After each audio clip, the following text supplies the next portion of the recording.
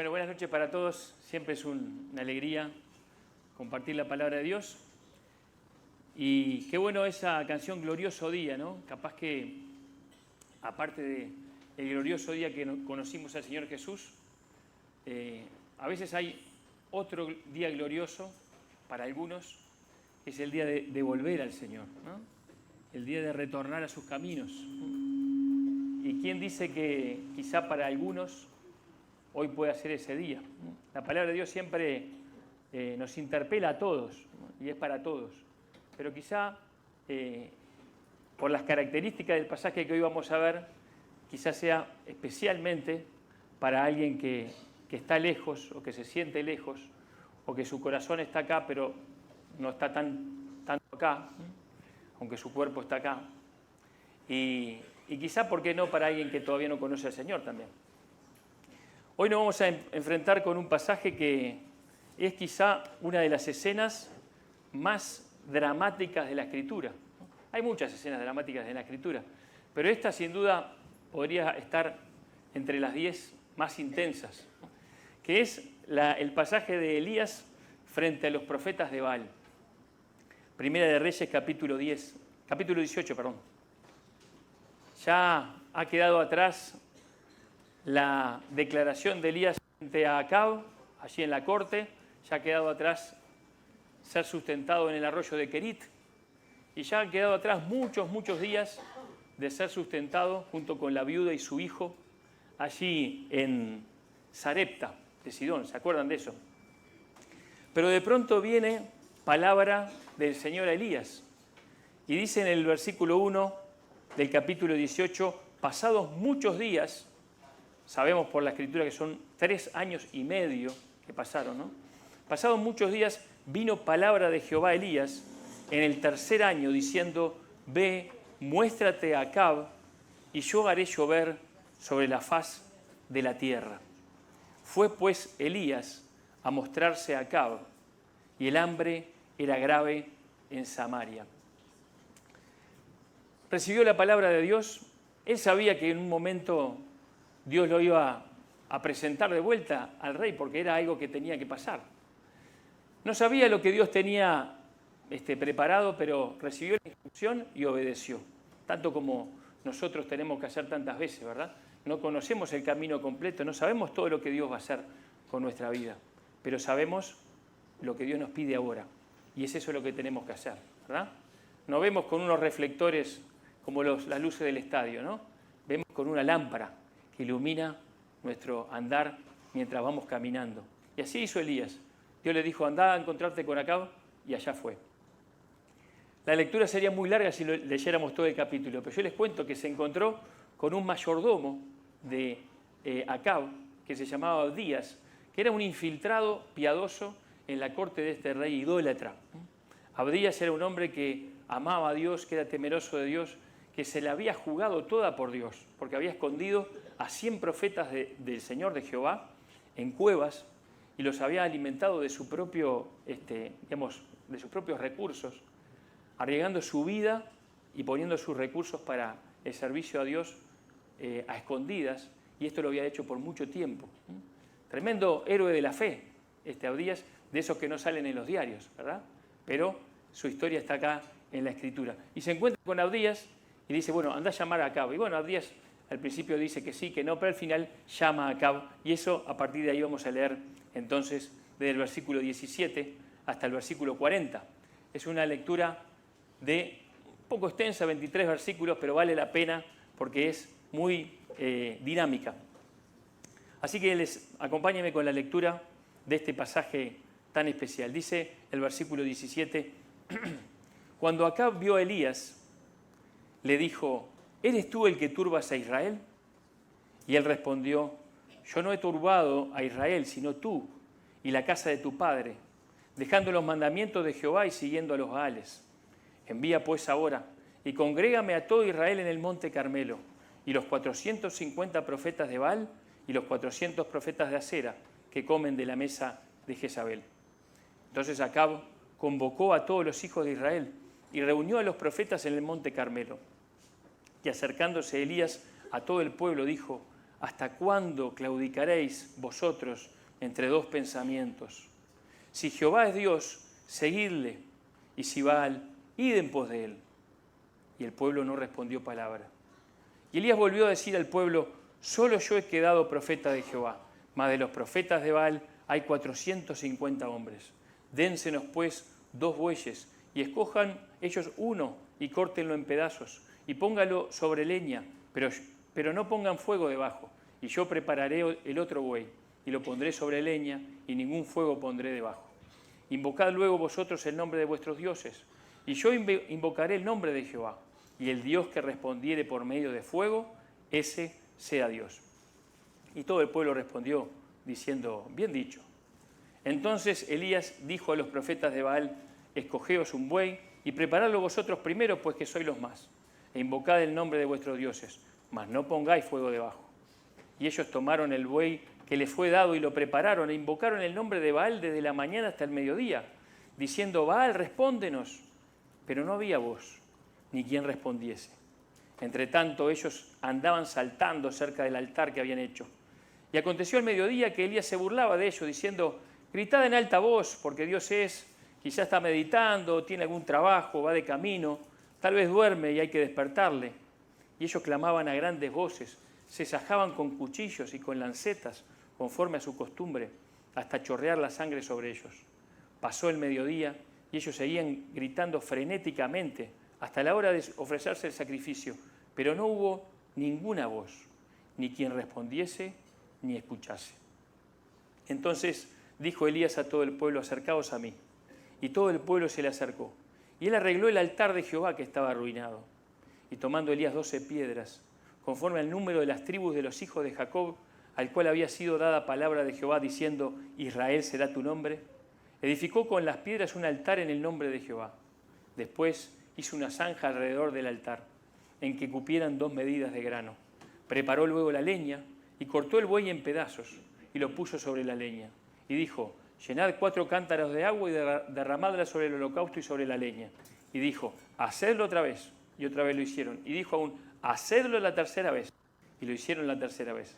De manera que el agua corría alrededor del altar y también se había llenado de agua la zanja.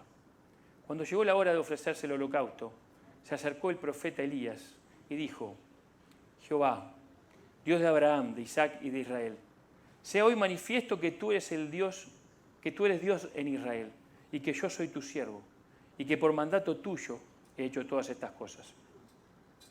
Respóndeme, Jehová, respóndeme, para que conozca este pueblo que tú, oh Jehová, eres el Dios, y que tú vuelves a ti el corazón de ellos. Entonces cayó fuego de Jehová, y consumió el holocausto, la leña, las piedras y el polvo. Aún lamió el agua que estaba en la zanja. Viéndolo todo el pueblo se postraron y dijeron, Jehová es el Dios, Jehová es el Dios. Entonces Elías les dijo, prended a los profetas de Baal para que no escape ninguno. Y ellos los prendieron. Y los llevó Elías al arroyo de Sisón y allí los degolló. Más tomar, ¿no? Lo primero que leímos aquí es el encuentro con el rey Acab, ¿no? Lo andaban buscando por todos lados a Elías, pero Dios lo tenía bien escondido. Solamente fue cuando Dios quiso que se mostró al rey Acab. Ahora, ¿vieron con qué recibimiento lo recibe Acab? La frase que usa el rey para encontrarse con Elías, le dice, ¿eres tú el que turbas a Israel? Tremendo, ¿no? Este hombre, que era un hombre impío, que era un hombre que era un idólatra, que había promocionado la idolatría en el pueblo de Dios, había contaminado al pueblo con la idolatría.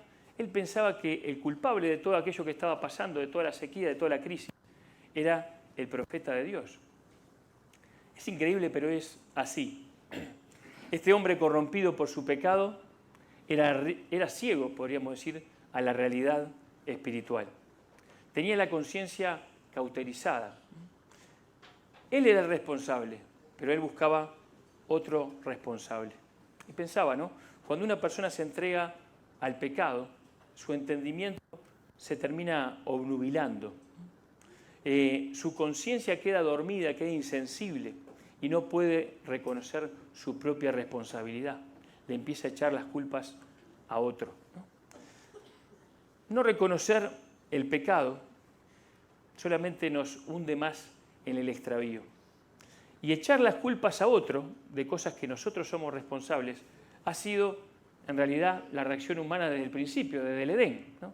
Desde el principio, el hombre ha tratado de echar las culpas a otro de su propia responsabilidad. Nada ha cambiado, pero realmente echar las culpas a otro de lo que nosotros somos responsables no va a arreglar nada, va a complicar más las cosas. Lo primero necesario para llegar al perdón, el que tanto cantábamos, es arrepentirnos, ¿no? Y para llegar al perdón, tanto para la salvación como para volvernos al Señor si estamos lejos de Él, es asumir la culpa. No declararnos, autocompadecernos, no, pero esto pasó porque, fíjese, pobrecito de mí, todo lo que hicieron. No, bueno, esto es mi culpa. Yo soy responsable, ¿no? Eso es lo primero para llegar al perdón. Ahora, para ellos, la culpa era del instrumento de Dios, ¿no? La culpa era de Elías, ¿no? Y esto pasa a menudo con los creyentes, con la iglesia. La iglesia denuncia lo que está mal, denuncia lo que Dios no aprueba, lo injusto y lo pecaminoso, pero la sociedad dice, no, el culpable es la iglesia, que es tan dura, que es tan rígida, ¿no? Y a veces es perseguida. Eso es muy actual, ¿no? Pasa mucho en muchos lugares, ¿no? Ahora, Elías no se quedó callado. Ahí para estar callado, ¿no? Yo no soy el que tuvo Israel, sos tú. Al rey, ¿eh? Sos tú y la casa de tu padre, dejando los mandamientos del Señor y siguiendo a los Baales. Valientemente, directamente, le declaró de que todo eso que estaba pasando era un juicio de Dios, no era una casualidad, era un juicio de Dios y era la responsabilidad de él, primero que nada, y también de todo el pueblo. Que eso era algo que estaba haciendo Dios, el Dios verdadero, para trabajar en el corazón del pueblo. Y yo pensaba, ¿no? ¿Será que Dios a veces tiene que tratar severamente con nosotros? Contigo, conmigo, con sus hijos, ¿no? Para que nos volvamos a Él.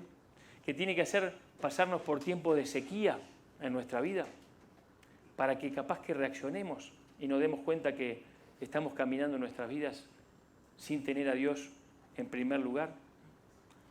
Pienso que puede ser posible en la vida nuestra también. Tiempos así de sequía. Ahora, lo que Dios quería, su anhelo más profundo y que lo deja entrever el pasaje, es que Dios quería hacer que el corazón del pueblo volviese hacia Él. Eso era el objetivo de Dios. Eso era lo que Dios quería. Que el corazón del pueblo se volviese hacia Él. La cuestión es cómo seguía esta historia, ¿no? ¿Qué iba a hacer Elías? ¿Iba a orar por la lluvia y ya está? No podía ser así. Si Elías oraba y venía la lluvia, algunos le iban a dar gracias a Baal por la lluvia, ¿no? Tenía que haber algo, una señal clara, ¿no?, que quedara en el corazón del pueblo marcado. Tenía que haber algo inequívoco, algo que dejara claro que el que estaba haciendo esto era Dios, Jehová. Era el Dios de Abraham, de Isaac y de Jacob. Así que se dio lugar a este duelo, ¿no? Y Elías es el que convoca al duelo. Es increíble, ¿no? Porque él era uno solo, pero convoca al duelo contra todos estos sacerdotes de dioses falsos que llegaban a ser 850, por lo que dice acá el relato. Y podríamos decir que es un duelo épico, ¿no? Es un momento tremendo, ¿no? Es una lucha que no es una lucha entre Dios y Baal, porque Baal no existe, ¿no? Es una lucha entre Dios y Satanás, en realidad, que él es el que estaba por detrás de la adoración a los ídolos, ¿no? ¿Para qué? Por el corazón de su pueblo, ¿no? Por el corazón de su pueblo. El adversario, el enemigo que quería frustrar los planes de Dios, bueno, iba a ser el que iba a estar del otro lado, de alguna manera, en este duelo.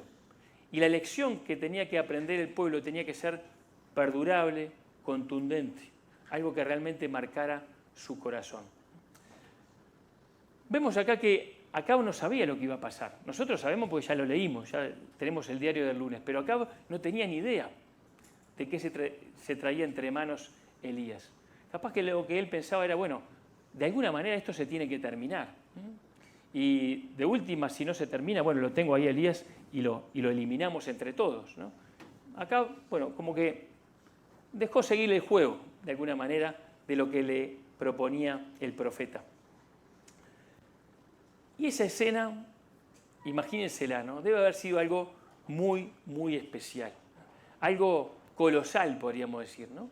Ahí estaban esos cientos de sacerdotes, de dioses falsos de un lado, y del otro lado, un hombre solo. Un hombre rústico, un hombre de Dios, un hombre valiente, un hombre que temía a Dios y que confiaba en su Señor, que le conocía bien, que estaba ahí y que en realidad era mayoría, porque uno más Dios es mayoría, ¿no? Pero él estaba confiado en su Dios. Y estaba todo el pueblo alrededor y estaba también el rey allí. Y el primero que habla, el que rompe el silencio, es el mismo Elías. Y él toma la palabra y se acerca a todo el pueblo. Él no le habla al rey, porque el rey estaba entregado a la idolatría. Él no le habla a los sacerdotes, que eran responsables de guiar al pueblo hacia la perdición, de alguna manera, ¿no? Le habla al pueblo y le habla al corazón. Y le dice, ¿hasta cuándo claudicaréis vosotros entre dos pensamientos? Claudicar quiere decir acabar por ceder ante una presión o una tentación. En otras versiones, este versículo se traduce, ¿hasta cuándo vacilaréis? ¿O hasta cuándo seguirán indecisos, titubeando entre dos pensamientos, entre dos dioses, podríamos decir, ¿no? Y entre dos propuestas de vida diferentes? El pueblo de Israel tenía una doble vida de adoración. Eran, podríamos decir, sincretistas, ¿no? ¿Escucharon la palabra alguna vez de sincretismo? Ellos habían sumado dioses a sus creencias, ¿no? De alguna manera creían en la religión establecida, la religión estatal, que era la de Baal y Astarot, ¿no? Y se habían dejado llevar por estos sacerdotes falsos y por esta digamos, forma de adoración, ¿no?, pagana, que incluía cosas terribles que ni siquiera vale la pena nombrar ahora. Y ellos se habían dejado llevar a eso, por eso, ¿no? Pero de alguna manera también quizás recordaban la religión y la fe de sus antepasados, de sus abuelos. De vez en cuando quizás hacían alguna oración a Jehová, capaz que recordaban alguna historia bíblica. Y ahí la iban llevando, entre dos pensamientos, entre Jehová, el Dios de sus antepasados, y Baal, que era la religión establecida. Y allí andaban, ¿no?, vacilando, claudicando, sin decidirse. No eran capaces de jugarse por Dios, pero tampoco podían olvidarlo por completo. Quizá por conveniencia, quizá por temor, quizá por comodidad, quizá para seguir viviendo a su antojo en su pecado, o por todas estas cosas. Esto era en realidad abandonar al Dios verdadero, abandonar al Dios verdadero. Y la reprensión de Elías, o la pregunta de Elías, se basa en una premisa bíblica de todos los tiempos, y es esta: la adoración a Dios es exclusiva. La adoración a Dios es exclusiva. No es posible adorar al Dios verdadero y adorar a otros dioses. No es posible. Con Dios es todo o nada, y punto. Eso nos enseña toda la Escritura. No hay medias tintas con Dios. Desde la antigüedad Dios le había dicho a su pueblo: no tendrás dioses ajenos delante de mí. Al Señor tu Dios adorarás y a Él solo servirás. Josué, hace unos cuantos años antes, se había puesto en pie y le había dicho al pueblo: miren, escojan ustedes a quién van a servir. Si a los dioses aquellos, los dioses a aquellos otros, pero yo y mi casa serviremos al Señor. No se puede servir a dos señores. Jesucristo afirmó ser el único camino al Padre. El único. Nadie viene al Padre si no es por mí. No hay otro camino, no hay otra salvación. Los apóstoles afirmaron de que no hay otro nombre debajo del cielo dado a los hombres en que podamos ser salvos. Solamente Jesucristo. No hay salvación fuera de Cristo. Podés adorar a quien quieras, podés seguir a quien quieras, pero te vas a perder porque solo Cristo salva. Jesucristo dijo, el que conmigo no recoge, desparrama. El que no está conmigo, está en mi contra. Mateo 12:30. No se puede, queridos, ser discípulo de Cristo y que Cristo sea segundo en tu vida. No se puede. Ninguno que milita se enreda en los negocios de la vida para agradar a aquel que lo tomó por soldado, dice Pablo a Timoteo. Y dice también Santiago, el Espíritu que Dios ha hecho morar en nosotros nos anhela celosamente, nos quiere todo para Él. Y tiene razón, porque es digno de eso. Así que no podés, querido, amar al mundo y a Dios. Si vos amás al mundo, dejás de amar a Dios. Si vos te haces amigo del mundo, si nos hacemos amigos del mundo, eso es al mismo tiempo enemistad contra Dios. Y cuando uno tiene ese doble ánimo en su corazón, es inconstante en todos sus caminos. El creyente que coquetea con el mundo no va a estar a gusto en el mundo, porque tiene el Espíritu Santo, y tampoco se va a sentir bien entre los creyentes.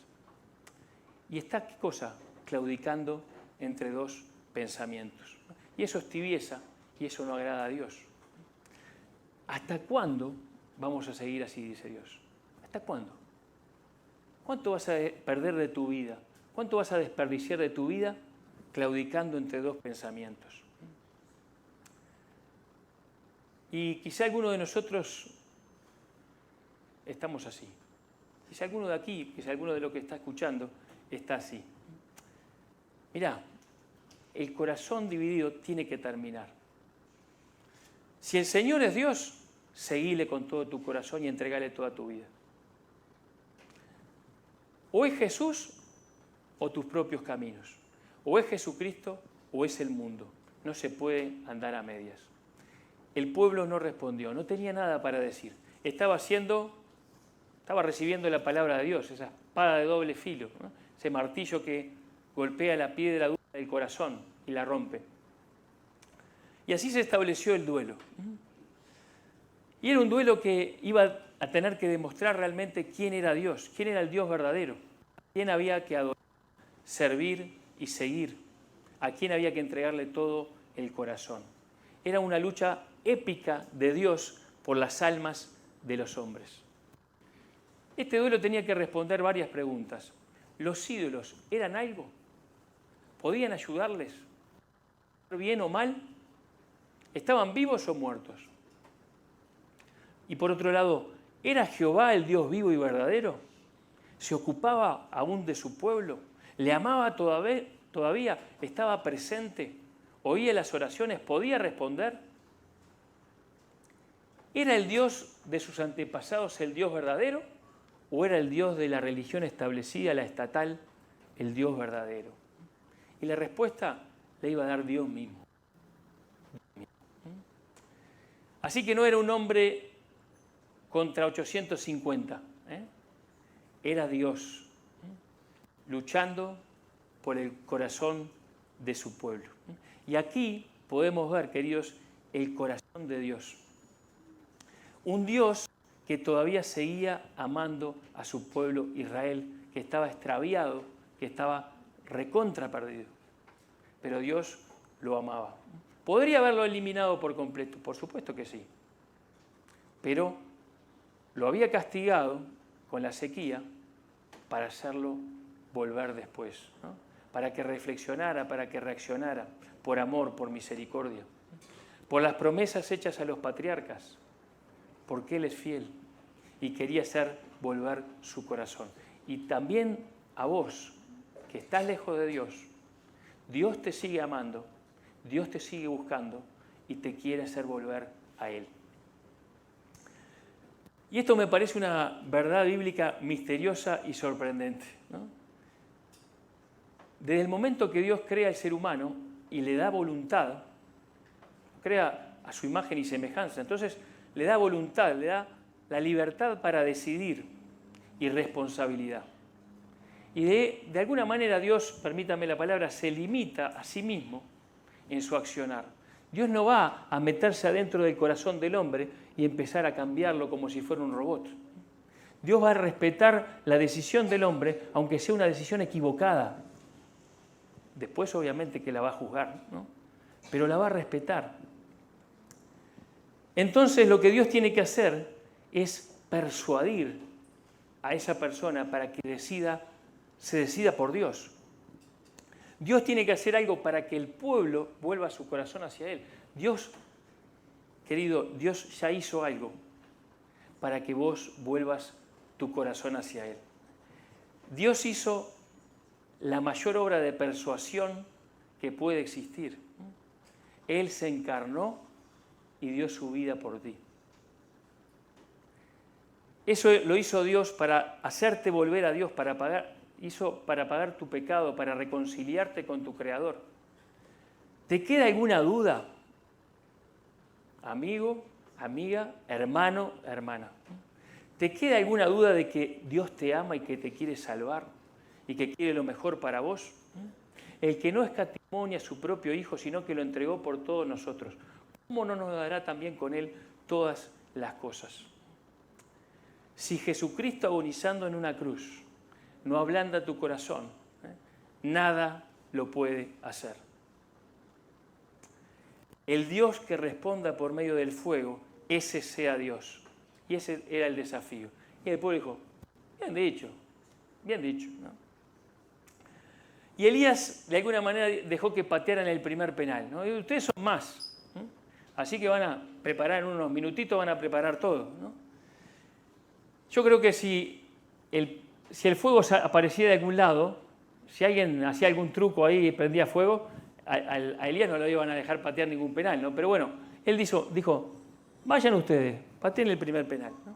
Y allí estuvieron 3 o 4 horas invocando a ese Dios falso y nada ocurrió. Y la frase es muy interesante, porque dice, no había voz, ni quien respondiese, ni escuchase. Nadie levantó el teléfono del otro lado. Le mandaron el mensaje, ni el visto clavó. Nada. No había nadie del otro lado. En el Salmo 115 nos dice que los ídolos tienen boca pero no hablan, tienen ojos pero no ven, tienen orejas y no oyen. Nada pueden hacer. Y dice también el autor, semejante a ellos son quienes los invocan. No ven, no se dan cuenta de nada. Y aquí vemos un reflejo de esa verdad, ¿no? Estos sacerdotes estaban muy convencidos y estaban muy apasionados, ¿verdad? Por su fe, por su creencia. Pero ni la sinceridad de la fe, ni la intensidad de la fe, ni el fanatismo puede hacer que una mentira se transforme en una verdad. Es así. La mentira no funciona, querido. No importa que seas muy sincero y muy creyente, si crees en una mentira, estás perdido. Y Elías se tomó la licencia de burlarse de ellos. Elías estaba luchando por el corazón del pueblo. Y entonces se empieza a burlar de los sacerdotes. Dice, griten más fuerte, que capaz que está ocupado, estará trabajando, dormido.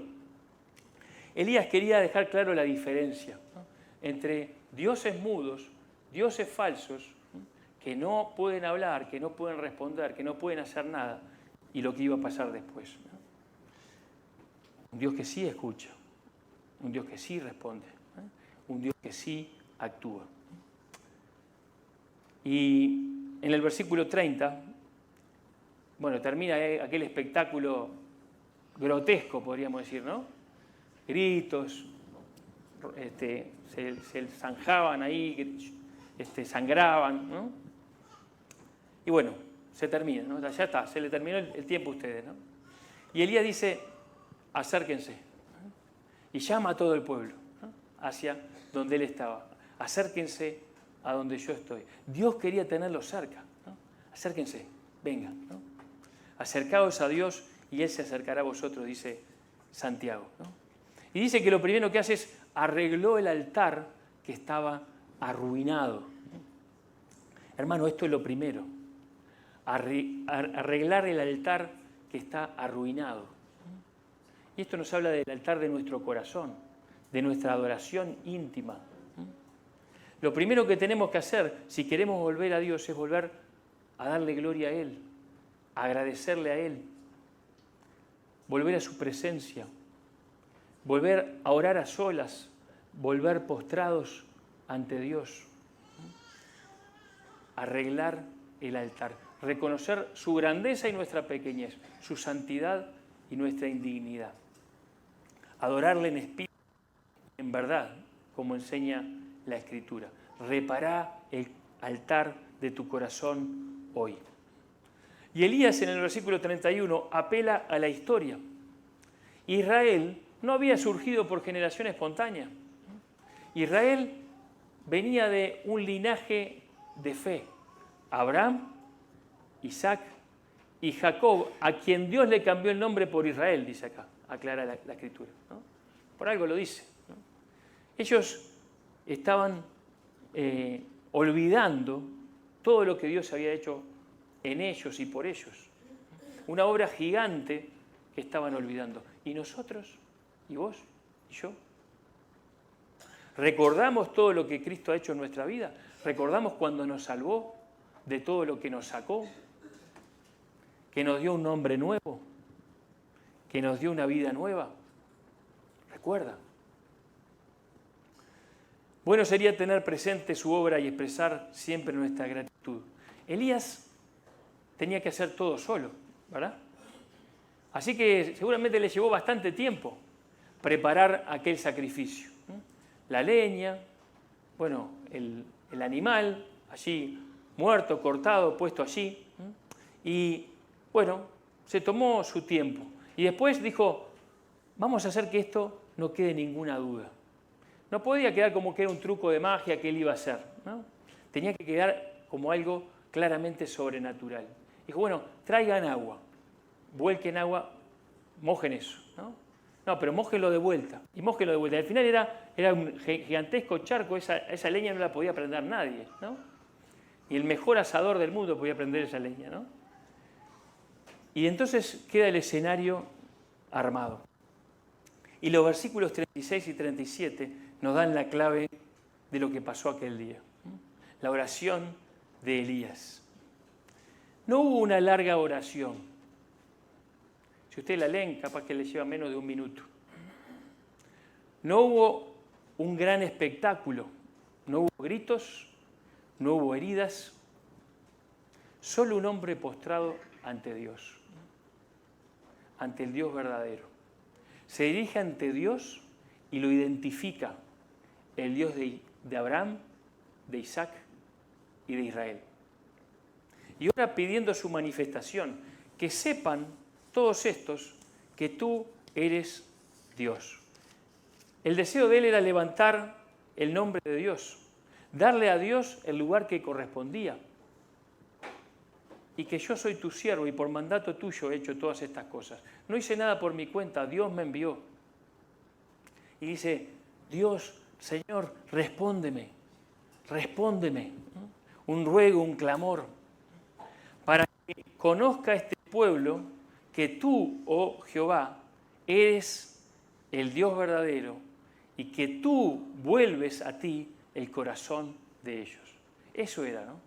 Una manifestación del amor de Dios, de la fidelidad de Dios, de su misericordia, de su gracia, de su pueblo que, aunque estaba totalmente extraviado, Dios lo seguía amando y lo quería persuadir a volver. Estaba pidiendo a Dios lo que Dios quería hacer. Obviamente que Dios le iba a responder, ¿no? Y dice que Dios responde. Y el fuego consume todo, ¿no? Y esto debe haber sido, queridos, un espectáculo aterrorizante, ¿no? Aterrorizante. Cayó fuego y consumió todo. Consumió todo. Fue una respuesta poderosa que no dejó lugar a dudas. Había un Dios verdadero, y era Jehová, y había allí un profeta que había sido enviado por Dios. Y había dioses falsos, y sacerdotes del engaño, que allí mismo sufrieron la pena que la ley decía para estas personas, que era la muerte. Y lo que faltaba era la lluvia. Y en los siguientes versículos, que no lo vamos a leer, Elías ora por la lluvia, ora insistentemente y dice que viene una gran aguacero, más grande que la que hoy pasó por acá. Dice, en el versículo 45 dice, y aconteció estando en esto que los cielos se oscurecieron con nubes y viento y hubo una gran lluvia. Y ahí termina la prueba, termina el juicio, termina este tiempo de crisis, porque Dios, de alguna manera, producido en el corazón del pueblo, por lo menos en muchos de ellos, lo que Él buscaba. El reconocimiento de que había un Dios y que Él era ese Dios verdadero. Ahora, ese pueblo vio y respondió. ¿Y vos? ¿Y yo? ¿Qué vamos a hacer? ¿Vas a volver a Dios si estás lejos de Él? Si estás, capaz que estás en la provincia, esto se está quedando, ¿no? Capaz estás en la provincia apartada, aunque estés acá. Ahí está.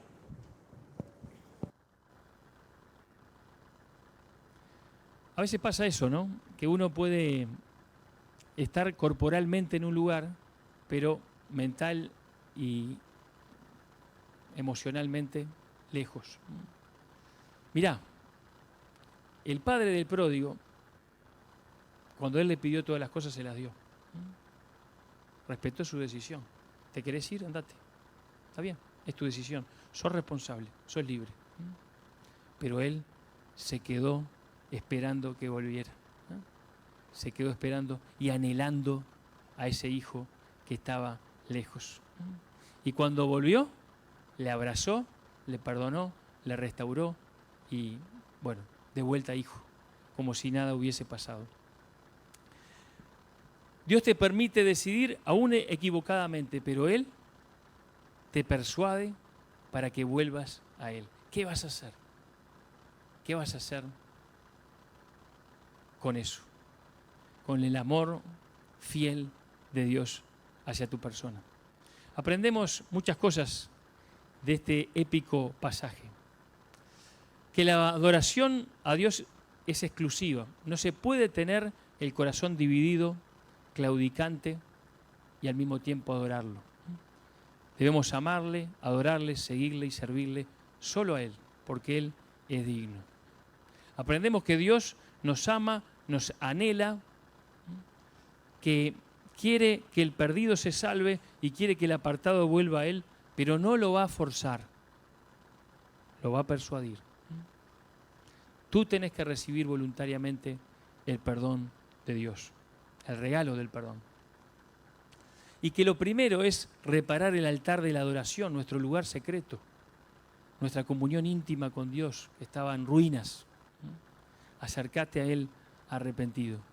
Y que la prueba más contundente del amor y de la persuasión del Señor hacia la humanidad se dio en la cruz.